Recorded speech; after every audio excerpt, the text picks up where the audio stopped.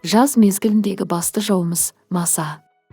Оған таланбауға қанша тырысқанымызбен қайдан келіп қалатыны белгісіз, шым еткізіп шағып кетеді.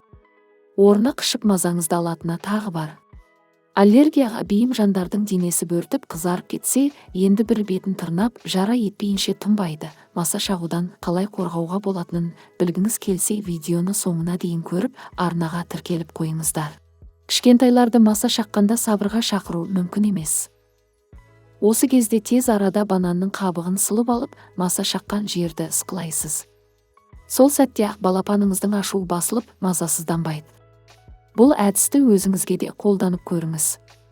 Іскені басылып, қышығаны тоқтайды. Тағы бір ең жеңіл тәсіл – сілекей. Маса негізінен шырт ұйқыда жатқанда шағады. Ол кезде орныңыздан тұрып, маз, крем алып жағуға ұйқыны қимайтыныңыз анық. Дереу сілекейіңізді жағыңыз. Гигиенаға сай келмесе де, қышығаны басылып, ұйқыңыз тыныш болады. Оған қоса, үй жағдайында түрлі ем жасауға болады. Тіс пастасы. Мейлінше құрамында ментол бар пастаны қолданғаныңыз дұрыс. Маса жаққан жерге пастаны жағып қойсаңыз, денеңіз қышымайды әрі бөртпейді. Ас содасы. Бір шай қасық соданы бір ас қасық сумен араластырасыз. Дайын болған ботқаны маса жаққан жерге жағып, 15-20 минут жатасыз. Спирт. Бір ас қасық спиртті 3 ас қасық сумен араластырып, маса шаққан жерге компресс жасайсыз. 10-15 минуттан соң емді тағы да қайталасаңыз болады. Пияз, қабығынан аршылған пиязды жіңішкетіп дөңгелектеп тураңыз. Оны маса шаққан жерге қойсаңыз, қышығаны басылып, ісінуге жол бермейді. Мұз. Маса шаққан жерге мұздың да тигізер көмегі орасан. Ол үшін мұздатқыштағы кез келген мұзды алып, маса шаққан жерді сүртесіз. Жаңадан сығылған лимон немесе апельсин шырыны да маса шаққан жерге ем болады. Сарымсақ немесе қызанақтың тілігі де дененің бөртуіне тоқтау болып, қышығаны басылады. Балдың да масаға қарсы күресетін қасиеті бар.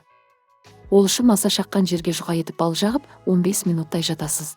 Бір реттік қалташадағы шайды қайнаған суға салып алып, салқындаған кезде жарақатыңызға таңсаңыз, керемет нәтижеге куә боласыз. Адам баласы сияқты масаға да жағымсыз иістер әсер етеді.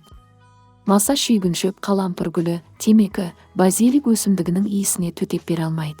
Үйіңізге маса кірмесін десеңіз, терезеңіздің алдына базилик не қалампыр жапырақтарын қойып қойыңыз.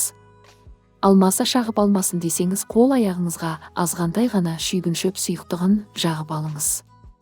Маса ашық түстерді, соның ішінде сары түсті жақтырмайды. Егер де таза ауада демалуды көздесеңіз, үстіңізге сары киім киіп алыңыз. Сонда сізді маса шақпайды әрі демалысыңыз сәтті өтеді. Ал қара, күлгін, көк түстер масаны өзіне тартып тұрады. Маса жынысы мен жасына қарамастан көбіне аққұба адамдарды шағады екен. Сондай-ақ маса ер азаматтарға қарағанда нәзік жандыларды көбірек, әсіресе аяғы ауыр келіншектер мен жас босанған әйелдерді жиі шағады. Ағылшын биолог ғалымдары масаның еті тірі, сабырсыз адамдарды көбірек шағатынын дәлелдеген. Себебі әрдайым қимылдап тағат таппайтын жандардың қан айналымы жақсы. Маса жүрек, бауыр, бүйрек ауруларымен ауыратын жандарды көп шағады. Себебі маса адам ағзасында зиянды холестериннің бар жоғын сезеді. Ал дертке шалдыққандардың ағзасында зиянды холестерин жетіп артылады. Егер маса шағып алса, айран немесе сүтпен ысқылап қойыңыз. Шаққан денедегі орындарды қасып, тырнауға болмайды. Тырнап қасып тастасаңыз, ас содасы қосылған сумен жіберіңіз. Йод шүйіншықтығын жағыңыз. Үй өсімдіктерінің ішінде алоэ, герань жапырақтарын басыңыз. Маса кішкентай сәбиді шақпас үшін бесігінің төсегінің жанына лимон я сарымсақ қойып қойыңыз. Шаққан жағдайда балаға жылы сүт я қайнаған су беріп, шаққан орындарды тұзды сумен шайып жіберіңіз. Маса шаққаннан соң, өзіңізді жайсыз сезініп, денеңіз бөртіп кетсе, дереу дәрігерге хабарласыңыз. Видео пайдалы болса, лайк басып комментарий жазып қалдырыңыздар.